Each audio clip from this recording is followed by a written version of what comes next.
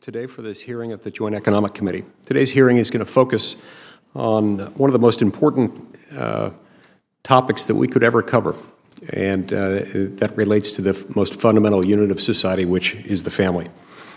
As most members of this committee are certainly aware, the American family is in a precarious state. Although the vast majority of Americans still desire to marry, the marriage rate has declined, and it's been declining for decades, and stable family life has disappeared for millions and millions of American children. The trends in family life in America are a little concerning. Whereas just 5% of children were born to unmarried mothers in 1960, 40% of children are born to unmarried mothers today. Meanwhile, 30% of children today live without one or both parents, twice the proportion of children that lived without one or both parents 50 years ago. Over the past few years, the Social Capital Project within the Joint Economic Committee has worked to document these trends in American associational life, that is, defined as the web of social relationships through which we pursue joint endeavors, our families, communities, workplaces, and religious congregations.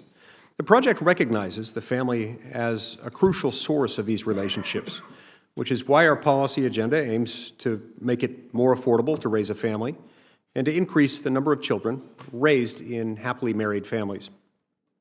While the project has often emphasized the social value that stable family life provides, the declines in family stability have economic, physical, and emotional consequences as well that are very significant for those affected.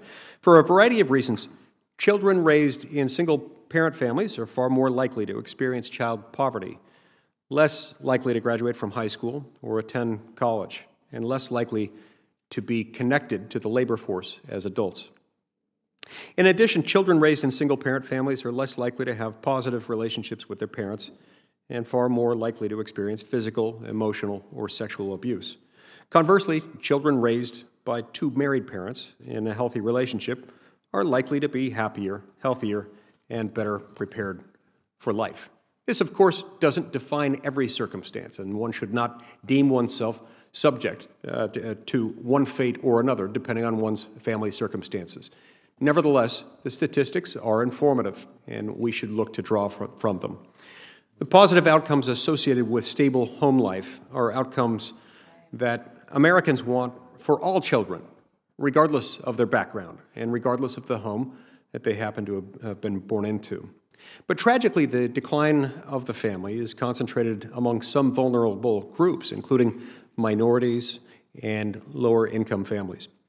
For example, over two-thirds of births to Black American mothers and over half of births to Hispanic American mothers occur outside of marriage, and minority women are much more likely to see their marriages end in divorce. Meanwhile, two-thirds of births among non-college educated women occur outside marriage, and non-college educated adults are also less likely to stay married once they've gotten married, if they've gotten married. Although these trends are most stark for certain disadvantaged groups, they affect us all. What factors have driven these declines is something that we need to ask. Well, what is it that's driven these declines in American family stability?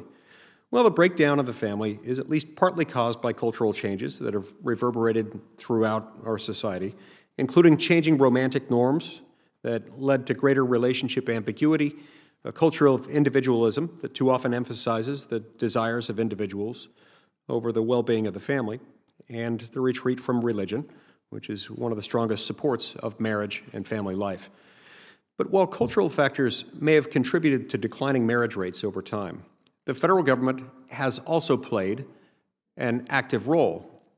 For example, our government penalizes marriage through the welfare system and the tax code, and in some cases through the way that the tax code and the welfare system happen to interact.